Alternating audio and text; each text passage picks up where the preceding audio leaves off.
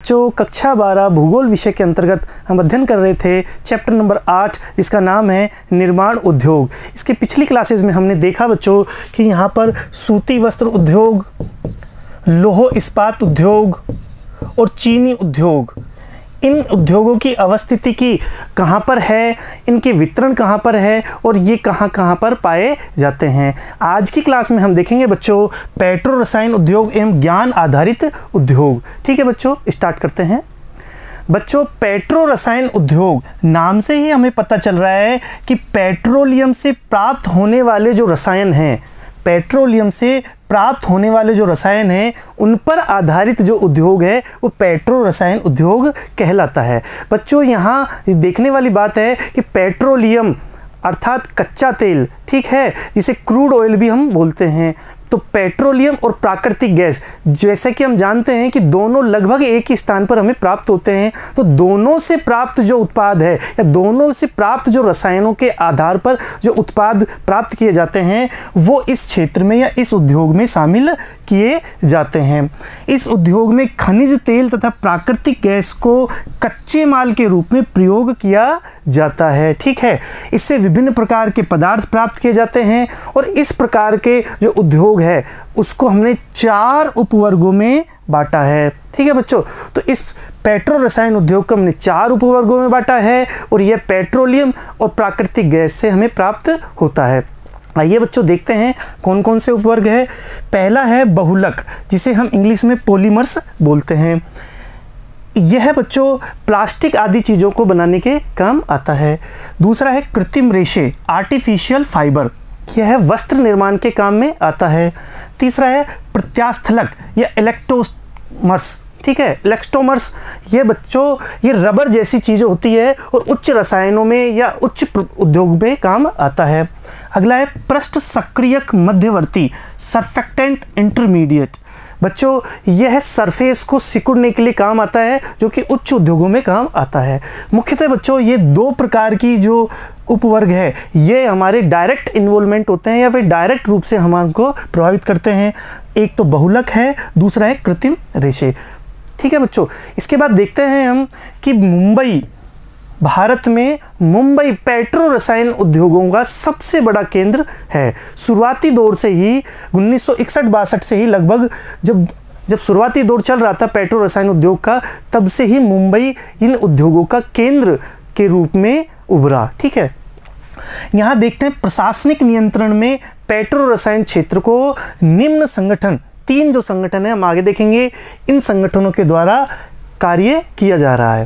पहला है बच्चों Indian petrochemical corporation limited, IPCL। ठीक है, यह पॉलीमर्स, रसायन रेशों के मध्यवर्ती जैसे विभिन्न प्रकार के पेट्रोकेमिकल्स के उत्पादन और वितरण का काम करता है। इसका काम क्या है बच्चों? पॉलीमर्स और कृत्रिम रेशों का काम यह करता है। IPCL, Indian petrochemical corporation limited. ठीक है बच्चों, दूसरा है पेट्रोफिल्स कोऑपरेटिव लिमिटेड, PCL। यह बच्चों भारत सरकार और बुनकर सहकारी समितियों का संयुक्त उद्यम है। हमने आपको बताया था बच्चों कि संयुक्त उद्यम क्या होता है, तो यहाँ पर हम देख सकते हैं कि भारत सरकार और बुनकर सहकारी समितियों का एक संयुक्त उद्यम है, इसका नाम है पेट्रोफिल्स कोऑपरेटिव लिमिटेड। ये पॉलिएस्टर धागा जो कि कपड़ा बनाने के काम आता है, हम जानते हैं बच्चों, पॉलिएस्टर धागा और लाइनोल चिप्स का उत्पादन गुजरात के बड़ोदरा और नलधारी में स्थित कारखानों में करता है।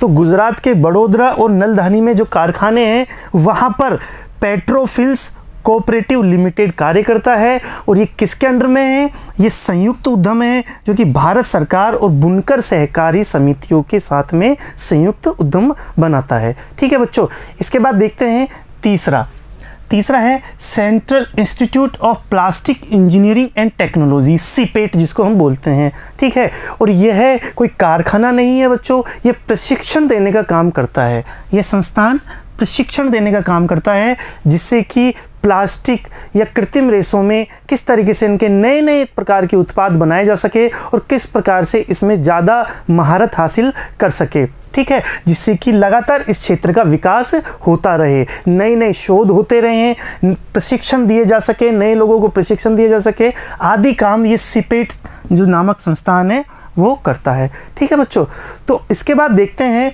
हम पॉलीमर्स। बच्चों पॉलीमर्स क्या होता है, एथिलीन और प्रोपिलीन से प्राप्त होता है। इसका जो निर्माण होता है वो एथिलीन और प्रोपिलीन होता है। और ये कहाँ से प्राप्त होते हैं, ये प्राप्त होते हैं बच्चों पेट्रोलियम से। जैसे कि हमने देखा कि पेट्रोलियम से जो रसायन प्राप्त होते हैं उनमें मुख्य रूप से एथिलीन और प्रोपिलीन भी है, और इनसे किसका निर्माण किया जाता है, पॉलीमर्स का निर्माण किया जाता है। अब यहाँ पर कुछ फैक्ट है बच्चों, जैसे कि 1961 में नोसिल कंपनी, इसका पूरा नाम है national organic chemical industries limited. NOCIL company naphtha आधारित मुंबई का पहला रासायनिक उद्योग था। ठीक है, जो प्लास्टिक का जो सामान हम देखते हैं, ठीक है, विभिन्न प्रकार के, उस पर ये काम करता था। और किस पर आधारित था, नेफ्ता के ऊपर आधारित था। और कहाँ पर स्थापित हुआ बच्चों, मुंबई में स्थापित हुआ। कब हुआ, 1961 में हुआ। नाम क्या था, नोसिल। नोसिल का पूरा नाम क्या है, national organic chemical industries limited. ठीक है, तो ये कुछ फैक्ट्स हैं, हमें इसे याद करना है। इसके पश्चात मुंबई, बरौनी, मैटूर, पिंपरी, रिसरा आदि जगह पर प्लास्टिक की वस्तुओं के उत्पाद बने। पुराने समय में बच्चों जब 1961 या उसके आसपास का दौर था, तब कुछ ही कारखाने लगे थे। आज वर्तमान में यहाँ पर सैकड़ों और हजारों की तादाद में भारत में ऐसे कारखाने लगे हुए हैं। ठीक है, तो शुरुआती दौर में देखें तो सबसे पहले नोसिल, उसके बाद अलग अलग शहरों में इसके कारखाने लगाए गए। प्लास्टिक उत्पादों, अब बच्चों हम जानते हैं कि प्लास्टिक उत्पाद क्यों फेमस हुए। सभी जगह पर, हम सभी के घरों में प्लास्टिक उत्पाद हमें प्राप्त होते हैं। उनकी मजबूती, लचीलेपन, जल और रासायनिक प्रतिरोध, ठीक है, जल और रासायनिक प्रतिरोध देखा जाता है। ठीक है, और कम कीमत, ये भी एक मुख्य कारण है। कम कीमत होती है बजाय कि दूसरे धातु के जो धातु की जो चीज़ें हैं उनके बजाय प्लास्टिक की जो चीज़ें हैं वो कम कीमत की होती है। इन कारणों से ये बहुत ज़्यादा फेमस हुए। प्लास्टिक के जो उत्पाद है वो लगातार रूप से फेमस हुए, और आज हम देखते हैं चहुं और प्लास्टिक की भरमार देखने को मिलती है। अगला है बच्चों कृत्रिम रेशे। पहला हमने पॉलीमर्स पढ़े और अगला है कृत्रिम रेशे। ये कृत्रिम रेशे क्या काम आता है, वस्त्रों के निर्माण के लिए काम में आता है। हम सब जानते हैं कृत्रिम रेशे। अभी किससे बनता है, नायलॉन, पॉलिएस्टर धागे बनाने के कारखाने कोटा, पिंपरी, मुंबई, मोदीनगर, पुणे, उज्जैन और उधना में लगाए गए हैं। ठीक है, तो ये नायलॉन और पॉलिएस्टर ये किससे बनते हैं बच्चों, ये पेट्रोलियम से प्राप्त जो रसायन हैं उनसे इनका निर्माण होता है। ठीक है, इसी प्रकार से एक्रिलिक रेशे कोटा और बड़ोदरा में बनाए जाते हैं। ठीक है, यह भी एक कपड़े का प्रकार है। लेकिन बच्चों यहाँ पर हमने देखा कि यहाँ पर विभिन्न प्रकार के उत्पाद हमें पेट्रोलियम से प्राप्त होते हैं, जिसमें मुख्यतः पॉलिएस्टर और कृत्रिम रेशे हैं। लेकिन हम सब जानते हैं कि प्लास्टिक की थैलियाँ या दूसरे प्रकार के प्लास्टिक के जो उत्पाद है यह पर्यावरण के लिए हानिकारक है। क्यों हानिकारक है, क्योंकि इनमें जैव निम्नीकरण का गुण प्राप्त नहीं होता। जैव निम्नीकरण का मतलब होता है कि प्राकृतिक रूप से वो नष्ट नहीं होते और लगातार रूप से विभिन्न प्रकार के प्रदूषण करते हैं, जैसे कि भूमि प्रदूषण, जल प्रदूषण, वायु प्रदूषण, और इस कारण से अनेक प्रकार की समस्याओं का सामना भी हमें करना पड़ रहा है। आज ये बहुत विकराल समस्या हो गई है। ठीक है, तो इस प्रकार की समस्या को, इस प्रकार के खतरे को भी हमें देखना पड़ रहा है। ठीक है बच्चों, ये इसका नुकसान या नेगेटिव पॉइंट है। यहाँ पर हमें देखने को मिल रहा है बच्चों कि पेट्रो रसायन उद्योग किस प्रकार से है, कहाँ कहाँ इसके सेंटर बने हुए हैं। यदि हम उत्तर से बात करें बच्चों तो उत्तर प्रदेश में मोदीनगर, उत्तर प्रदेश में बच्चों मोदीनगर, गाजियाबाद, बिहार में बरौनी, राजस्थान में कोटा, मध्य प्रदेश में उज्जैन और गुजरात में बच्चों बड़ोदरा और उधाना, मुंबई ये महाराष्ट्र में, इसके अलावा महाराष्ट्र में नागपुर, ठाणे, पिंपरी, पुणे। तमिलनाडु की बात करूँ तो मनाली, मैटूर, और पश्चिम बंगाल में रिसरा। ये स्थान ऐसे हैं जहाँ पर पेट्रो रसायन उद्योग, पॉलीमर्स और कृत्रिम रेशे का उत्पादन किया जाता है। यहाँ पर भी बच्चों मैं बता दूँ, जो बिंदु या डॉट है वो पॉलीमर्स या प्लास्टिक बनाए जाते हैं, और जहाँ पर स्टार बने हुए हैं वहाँ पर कृत्रिम रेशों का निर्माण किया जाता है। इस मानचित्र को हमारे खाली मैप में बनाने हैं, और जहाँ जहाँ भी ये सेंटर है अनेक बार छोटे छोटे प्रश्न या फिर मानचित्र के प्रश्नों में पूछ लिया जाता है, जैसे कि बताओ रिसरा कहाँ पर है, ठीक है, या फिर बताओ मैटूर कहाँ पर है, या फिर बताओ पिंपरी कहाँ पर है। तो हमें इस क्षेत्र में या इस जगह पर उसको दिखाना है और दिखा करके लिख देना है कि पिंपरी यहाँ पर है, ठीक है। तो इस प्रकार के मानचित्र के जो प्रश्न आते हैं वो भी हमें करने होते हैं, और यहाँ पर ये हमें सहायता पहुँचाते हैं। तो हमें सभी प्रकार के जो मानचित्र है वो अपने खाली मैप में बनाने हैं, ठीक है बच्चों। इसके बाद देखते हैं, अगला है बच्चों ज्ञान आधारित उद्योग, ठीक है। ऐसे उद्योग जिनमें ज्ञान की आवश्यकता होती है, ठीक है। सूचना प्रौद्योगिकी क्रांति की भारत में आर्थिक व सामाजिक रूपांतरण के लिए नई संभावनाएं उत्पन्न कर दी है। यहाँ पर बच्चों देखा जाए तो मुख्य रूप से सूचना औद्योगिक क्रांति जो है वो भारत में नई प्रकार की क्रांति है, ठीक है, और भारत इसमें लगातार रूप से अपना स्थान बनाए हुए है, ठीक है। यहाँ मैं बता दूं बच्चों कि जो कंप्यूटर आधारित जो चीज़ें हैं, कंप्यूटर आधारित जो चीज़ें हैं वो मुख्यतः दो प्रकार की होती है। एक तो हार्डवेयर, एक होता है बच्चों सॉफ्टवेयर। यहाँ पर मैं बता दूं कि भारत में हार्डवेयर की जो इंडस्ट्री है वो कम है, वो कमज़ोर स्थिति में है, लेकिन बच्चों सॉफ्टवेयर के जो मामला है, सॉफ्टवेयर की जो स्थिति है वो दुनिया में अव्वल दर्जे की है, और विदेशों में भारी मात्रा में इसका निर्यात भी किया जाता है सेवा के रूप में। और कुछ हमारे वैज्ञानिक या इंजीनियर्स, सॉफ्टवेयर इंजीनियर जो होते हैं वो बाहर जा कर के ब्रेन ड्रेन के रूप में, ब्रेन ड्रेन का मतलब होता है बच्चों जो प्रतिभाएं होती है या जो इंटेलिजेंट व्यक्ति होते हैं या प्रतिभाएं जो होती है वो बाहर दूसरे देशों में चले जाते हैं। तो दूसरे देशों में जाकर के सॉफ्टवेयर इंजीनियर भारी मात्रा में देश को या दुनिया को लाभान्वित करते हैं। तो भारत का सॉफ्टवेयर के मामले में या सॉफ्टवेयर के क्षेत्र में, सॉफ्टवेयर इंजीनियरिंग के मामले में काफ़ी अग्रणीय स्थान है। भारत सरकार ने भी इस मामले में काफ़ी पहल की है, अनेक सॉफ्टवेयर पार्क्स डेवलप किए हैं। और बेंगलुरु बच्चों, बेंगलुरु सूचना प्रौद्योगिकी के मामले में भारत का सिलिकॉन वैली ऑफ इंडिया कहा जाता है। अब सिलिकॉन वैली क्या है बच्चों, ये अमेरिका में है, ठीक है। सिलिकॉन वैली एक शहर है, एक क्षेत्र है जहाँ पर दुनिया का सबसे बड़ा कंप्यूटर या सूचना प्रौद्योगिकी क्षेत्र है, ठीक है। सूचना प्रौद्योगिकी या कंप्यूटर बेस्ड काम वहाँ पर किया जाता है, वो दुनिया का सबसे बड़ा शहर है इस मामले में। तो भारत का जो बेंगलुरु है उसे क्या कहते हैं, सिलिकॉन वैली ऑफ इंडिया, ठीक है। इसके बाद अन्य केंद्रों में बात करूँ तो हैदराबाद, मुंबई, पुणे, चेन्नई, गुड़गांव और नोएडा, ये अन्य केंद्र है जो कि सॉफ्टवेयर डिज़ाइनिंग या फिर सूचना प्रौद्योगिकी के मामले में लगातार रूप से आगे बढ़ रहे हैं, और बहुत बड़ी मात्रा में विदेशों में ये निर्यात भी किए जाते हैं, मतलब इनकी सेवाओं के रूप में इनके निर्यात किए जाते हैं, ठीक है बच्चों। इसके बाद देखते हैं यहाँ पर इस मानचित्र में कि आखिर कौन कौन से ऐसे क्षेत्र है भारत में।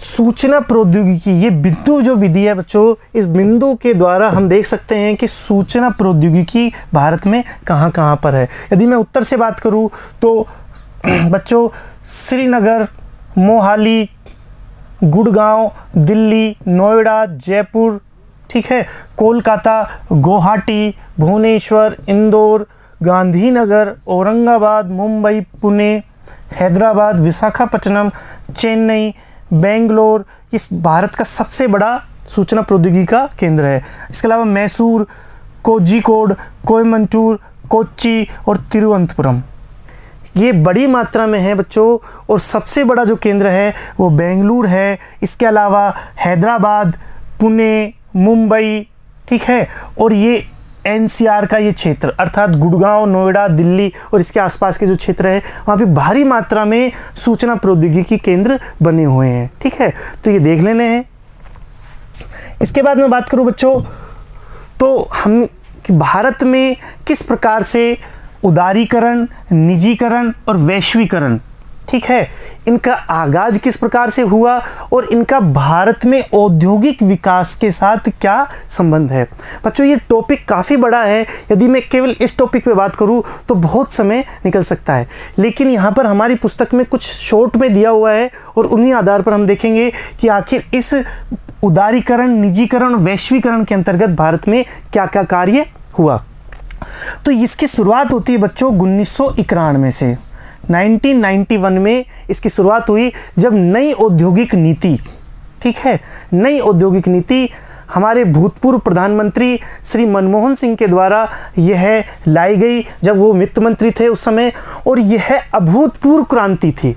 बच्चों इस क्रांति के दौर में किस मामले में, आर्थिक विकास के मामले में, आर्थिक समृद्धि के मामले में लगभग क्रांति जैसी अवस्था थी। और इसमें क्या हुआ, उदारीकरण, निजीकरण और वैश्वीकरण, इन तीनों संकल्पनाओं को भारत ने अपनाया। ठीक है, अब उदारीकरण का क्या अर्थ होता है, निजीकरण का क्या अर्थ होता है, वैश्वीकरण का क्या अर्थ होता है, मैं सिंपल भाषा में बात करूं बच्चों तो उदारीकरण के अंतर्गत हम विदेशों की कंपनियां या बाहरी जो देश की कंपनियां थी, विदेशों की कंपनियां थी या स्थानीय कंपनियां थी, उनको अपने बाजार में उदारीकरण अर्थात कुछ छूट दी गई, कुछ लिबरल हुए हम उनके मामले में, कुछ अतिरिक्त सुविधाएं दी गई। ठीक है, तो ये उदारीकरण की बात हुई। निजीकरण अर्थात कुछ सेक्टरों को छोड़ करके, मैं आगे बताऊंगा बच्चों, कुछ सेक्टरों को छोड़ करके अधिकांश जो सेक्टर थे वो निजीकरण में दे दिए गए। ठीक है, प्राइवेट कंपनियां भी उन सेक्टरों में जा सकती थी जो पहले ऐसी अवस्थाएं नहीं थी। और वैश्वीकरण का मतलब है कि पूरे समूचे विश्व, पूरी दुनिया के साथ में हम आर्थिक रूप से कंधे से कंधा मिला करके चले, उनकी योजनाओं या फिर बच्चों यूँ कहूँ कि बाहर की जो नीतियाँ, विदेशों की जो नीतियाँ है और भारत की नीतियों में समानता है। ठीक है, और साथ में पूरी दुनिया में समान रूप से आर्थिक विकास हो, समानता के साथ में आगे बढ़े और कुछ कमियां यदि कहीं पर है तो उसे दूर किया जाए। अर्थात विश्व के साथ में कंधे से कंधा मिला करके आगे बढ़ना वैश्वीकरण का एक सामान्य अर्थ हो सकता है। इस नीति के अंतर्गत कुछ कार्य किए गए, जैसे कि पहला था औद्योगिक लाइसेंस व्यवस्था का समापन। उससे पहले उद्योग चलाने के लिए लाइसेंस लेने पड़ते थे, उस लाइसेंस के लिए बच्चों अब व्यवस्था उसकी समाप्त कर दी गई जब ये इस नीति की घोषणा हुई। दूसरा है विदेशी तकनीक का निःशुल्क प्रवेश। यदि कोई विदेशी तकनीक है, किसी भी सेक्टर में कोई विदेशी तकनीक आना चाह रही है इंडिया में, तो उसका कोई चार्ज नहीं लगेगा, निःशुल्क रूप से वो इंडिया में आ सकती है। तीसरा है विदेशी निवेश नीति। ऐसी नीति बनाई जाएगी जिससे बाहरी पैसा या बाहरी तकनीक निवेश होकर के भारत में आ सके।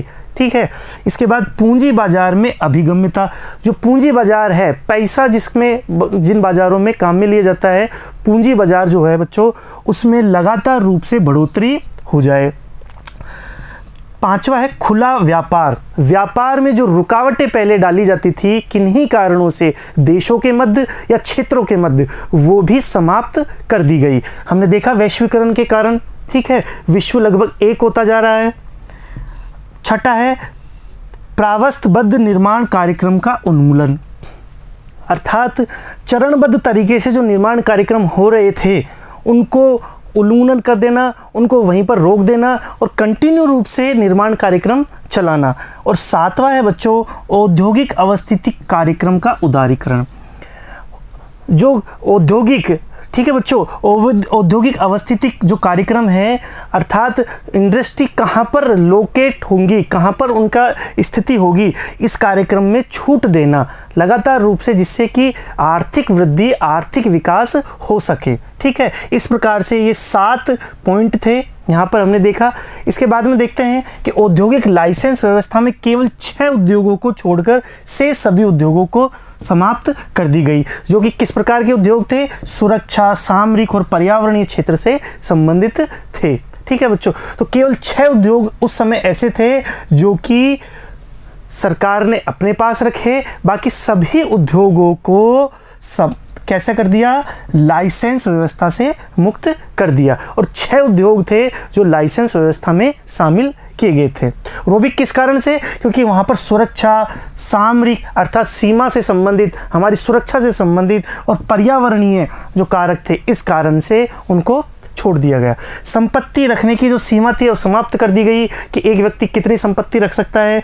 एफडीआई बढ़ाने के प्रयास किए जाने लगे, ठीक है, एफडीआई बढ़ाने के प्रयास करने लगे। और नए सेक्टर जैसे कि खनन, दूरसंचार, राजमार्ग निर्माण में भी व्यक्तिगत कंपनियों को के लिए खोल दिया गया, व्यक्तिगत कंपनी को लिए खोल दिया गया। जैसे नए सेक्टर थे खनन, दूरसंचार, राजमार्ग निर्माण, जो कि पहले ऐसे खोले नहीं गए थे, ठीक है, केवल सरकारी क्षेत्र के ही कंपनियां इसमें काम करती थी। इसके अलावा भारत में बहुराष्ट्रीय कंपनियों के प्रवेश पर लगे प्रतिबंधों और बाधाओं को भी खत्म कर दिया गया और विदेशी कंपनियां और भारतीय कंपनियों के साथ साझा करने की, एक साथ उनको काम करने के लिए भी प्रेरित किया गया, ठीक है। अब बच्चों यहाँ पर विभिन्न प्रकार के कार्य किए गए, इसीलिए इसे आर्थिक क्रांति का दौर भी कहा जाने लगा। और इसके बाद लगातार रूप से आर्थिक विकास या फिर औद्योगिक विकास का कार्य हुआ और लगातार रूप से हमने देखा कि 1991 की नई औद्योगिक नीति के पश्चात भारत में औद्योगिक क्रांति का एक नया दौर शुरुआत हुआ, ठीक है बच्चों। तो आज हमने क्या देखा कि पेट्रो रसायन उद्योग कौन से हैं, इसके अलावा ज्ञान आधारित उद्योग कौन से हैं, और लिबरटाइजेशन, प्राइवेटाइजेशन और ग्लोबलाइजेशन, इन तीनों का अर्थात आर्थिक विकास के दौर में जब नई औद्योगिक नीति आई 1991 में, उसमें क्या क्या हुआ, ठीक है। अगली क्लास में हम देखेंगे कि औद्योगिक प्रदेश भारत में कौन कौन से हैं, उनका विभाजन किन आधारों पर किया है। धन्यवाद बच्चों।